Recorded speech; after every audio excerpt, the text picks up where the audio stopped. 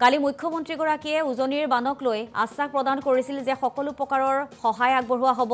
অখিল গগৈৰ সৈতে যোগাযোগ কৰিছিল মুখ্যমন্ত্ৰীগৰাকীয়ে, চিন্তা কৰিব নালাগে বুলি উল্লেখ কৰিছিল।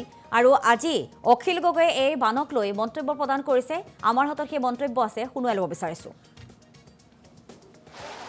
গোটেই পঞ্চায়তবিলাকত মানে এনেকুৱা পানী হৈছে, গাঁৱৰ অঞ্চলবিলাকত বিশেষকৈ মানে চাৰিং পঞ্চায়তটো, ভূঞাহাট পঞ্চায়তটো আৰু এইটো হাতীখুলি পঞ্চায়ত, হাতীখুলি পঞ্চায়তটোৰ অৱস্থা আটাইতকৈ বেয়া। কণামুখ পঞ্চায়তটোতো হৈছে, কিন্তু আটাইতকৈ বেছি বেয়া হৈছে হাতীখুলি পঞ্চায়তত। মই অসমৰ মুখ্যমন্ত্ৰী ডাঙৰীয়াই আজি দুবাৰ যেতিয়া ফোন কৰিছিলে, তেতিয়া মই মুখ্যমন্ত্ৰী ডাঙৰীয়াক কৈছিলো যে আমাৰ ইয়াত ইমান বেছি পানী হৈছে, ২৭টা পঞ্চায়তত পানী হৈছে, কিন্তু আমাক অকল মানুহ উদ্ধাৰ কৰিবৰ কাৰণে 5খনহে এতিয়ালৈকে বোটৰ ব্যৱস্থা কৰিছে, কিন্তু বোট লাগে আচলতে 50খন। মই সেইকাৰণে অসমৰ মুখ্যমন্ত্ৰী ডাঙৰীয়াক অনুৰোধ কৰিছিলো যে তেখেতে নিজে যদি এবাৰ আহি আমাৰ শিৱসাগৰখন পৰিদৰ্শন কৰে, চৰাইদেউখন পৰিদৰ্শন কৰে, আৰু যদি যোৰহাটখন পৰিদৰ্শন কৰে, তেতিয়াহ'লে বুজিব যে আচলতে কিমান ভয়াৱহ বানপানী এইবাৰ হৈছে।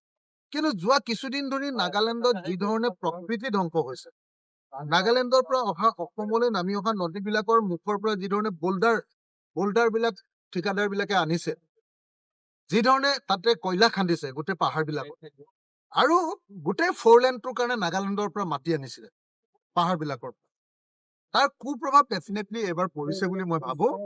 কিন্তু তাতকে ডাঙৰ কথা যে আজি আপোনাৰ নাগালেণ্ডৰ বহুত নদীৰ ওপৰত নাগালেণ্ড চৰকাৰে আৰু বিভিন্ন কোম্পানীয়ে তাত নদী বান্ধ বনাইছে, পাৱাৰ প্ৰজেক্ট বনাইছে।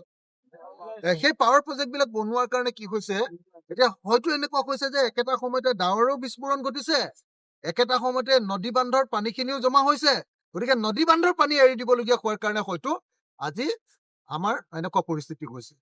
আমাৰ শিৱসাগৰ, আমাৰ চৰাইদেউ আৰু আমাৰ যোৰহাটৰ বানপানী যিবিলাক অঞ্চলত উঠিছে, সেই পৰিয়ালবিলাকৰ কাৰণে এটা স্পেচিয়েল পেকেজ ঘোষণা কৰি আমাৰ ডিজাষ্টাৰ মেনেজমেণ্ট ফাণ্ডৰ পৰা পইচা দিয়াৰ উপৰিও ষ্টেট গভৰ্ণমেণ্টৰ পৰা এটা স্পেচিয়েল পেকেজ ঘোষণা কৰি এটা পকা ঘৰৰ কাৰণে অন্তত পক্ষে 10 লাখ টকাকৈ, এটা কেঁচা ঘৰৰ কাৰণে অন্তত পক্ষে 5 লাখ টকাকৈ, আৰু আচবাবকে ধৰি বিচনাপত্ৰ লোকচান হোৱাৰ কাৰণে অতি কমেও 1 লাখ টকাকৈ ক্ষতিপূৰণ দিবৰ কাৰণে মই অসমৰ মুখ্যমন্ত্ৰী ডাঙৰীয়াক আহ্বান জনাইছো। দেখিছে ইতিমধ্যে শিৱসাগৰ যিদৰে বান বিভীষিকা হৈছে, আপোনাৰ সকলো ঠাইতে হৈছে, আপোনাৰ যোৰহাট, গোলাঘাট, চৰাইদেউকে আদি কৰি শিৱসাগৰতো হৈছে। ঠিকতে আজি সন্ধিয়া হোৱাৰ লগে লগে আমাৰ শিৱসাগৰ অঞ্চলৰ বিভিন্ন অঞ্চলত বানে এটা ভয়াৱহ ৰূপ ল'লে। আমাৰ ঐতিহাসিক তলাতল ঘৰৰ কাষতে যিখন গাঁও আছে জয়ানগৰ, তাৰ কাষতে আমাৰ জেৰেঙানগৰ, জয়ানগৰ, জয়সাগৰ, ৰুদ্ৰসাগৰ, এইবিলাক সমগ্ৰ অঞ্চল ইতিমধ্যে বানে বুৱাই তুলিছে। আৰু ফলত কি হৈ গ'ল, গাঁৱৰে বিভিন্ন যিসমূহ মানুহ ঘৰৰ ভিতৰতে আছিলে তাতে আবদ্ধ হৈ গ'ল।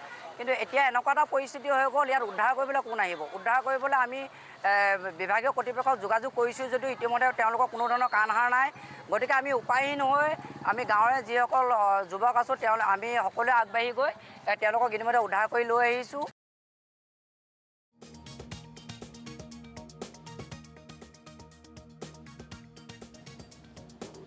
আৰু সেয়া আছিলে বিধায়ক অখিল গগৈৰ মন্তব্য। ইতিমধ্যে উল্লেখ কৰিছে যে বিশেষ পেকেজৰ ঘোষণা কৰিব লাগে শিৱসাগৰবাসীৰ বাবে। শিৱসাগৰবাসী বৰ্তমান যিহেতু বানত ককবকাই আছে, মুখ্যমন্ত্ৰীগৰাকী গৈ তাত উপস্থিত হৈ বান পৰিদৰ্শন কৰিবৰ বাবে আহ্বান জনাইছে অখিল গগৈয়ে।